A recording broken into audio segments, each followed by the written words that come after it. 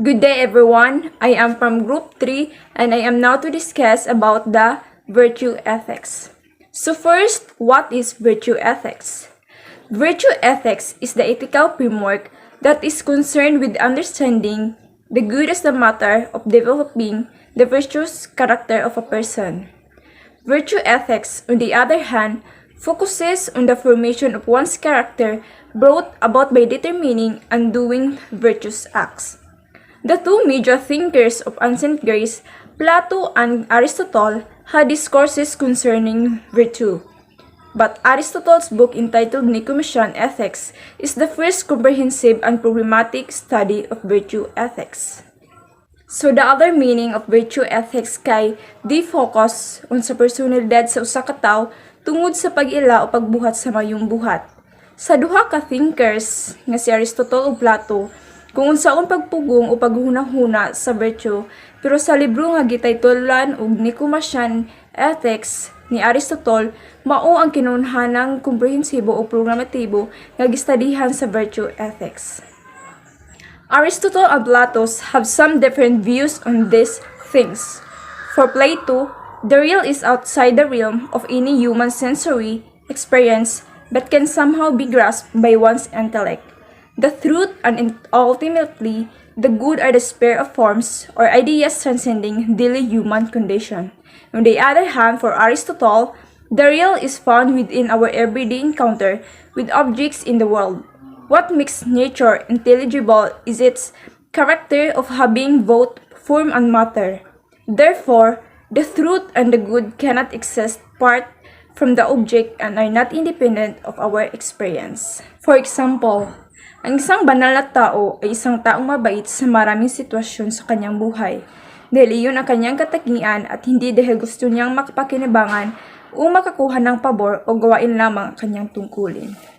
So in other words, virtue ethics merely deals with the honesty and morality of a person.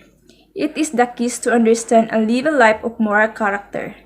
This character-based approach to morality assures that we acquire virtue through practice. Happiness and ultimate purpose.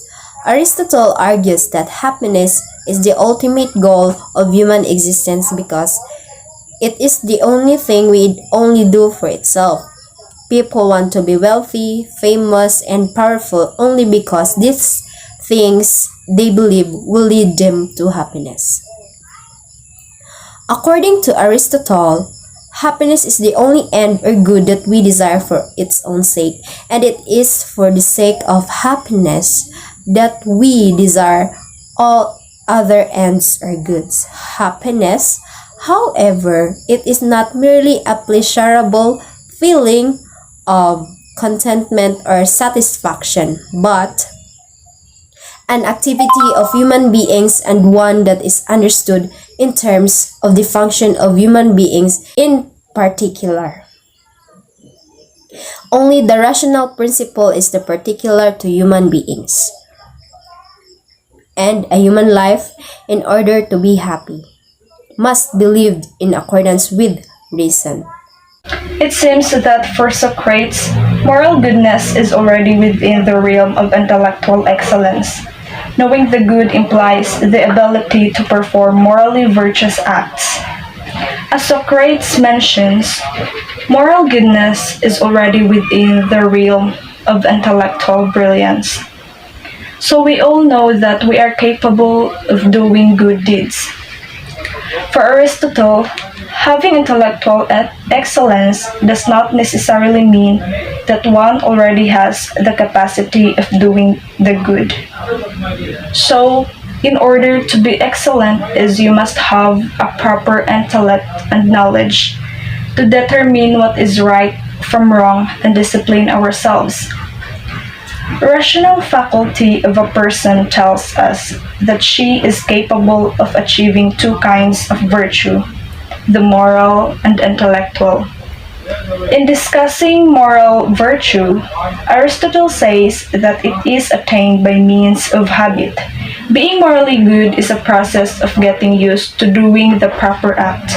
The saying practice makes perfect can be applied to this aspect of a person. To be excellent cannot be obtained in one try, but it needs to be repeated for it to be polished. Just like this example. Being a good basketball player involves constant training and endless hours of shooting and dribbling the ball in the right way until one habitually does the right stroke in shooting the ball. Repeated practice is a must because we all have weaknesses that needs to be improved through hard work, perseverance, and courage. Good day, everyone. I am going to discuss moral virtue and misatis. Knowledge is not inherent to a person. One needs to develop this knowledge by exercising the faculty of practical reason in her daily life. In attaining practical wisdom, she may initially make mistakes in how the reason is applied to a particular moral choice or action. But through this mistake, she will be able to sustain practical wisdom to help steer another's ability to know morality, right choices, and actions. This is why when it comes to life choices, one seeks advice of elders who have gained reach of the experience and practical wisdom, because they would be able to assist someone's moral deliberation of making decisions about one's own life choices.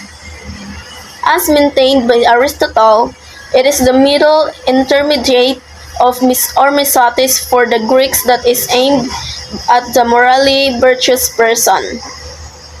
Based on Aristotle, a moral person is concerned at achieving their appropriate action in a manner that is neither excessive or deficient. One has to function in a taste where the personality manifests the right amount of feelings, passion, and ability to particular act. When it shows feelings of anger, we cannot immediately construe it is a moral wrong act, but the rightness of the wrongness of feelings, passions, and abilities lies in degree of application in a given situation. One can be excessive in manner in which she manifests these feelings but deficient in the way of expresses them. A morally virtuous person targets the misatis. Misatis determines whether the act applied is not excessive or deficient. Targeting the middle intends being immersed in moral circumstances, understanding and experience, eventually developing the knowledge of and identifying the proper way or the mean of address particular situation.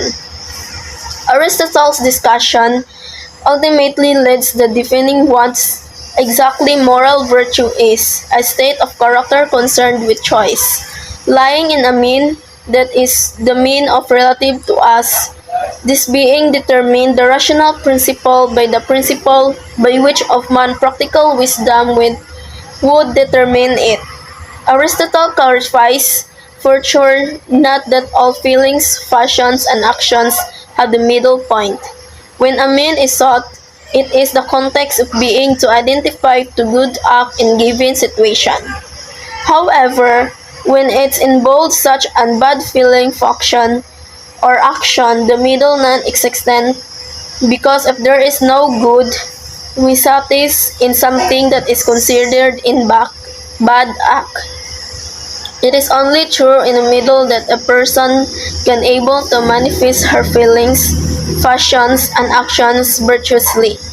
For Aristotle, being superfluous in regard and manifesting a virtue is no longer an ethical or act because of one has gone beyond the middle.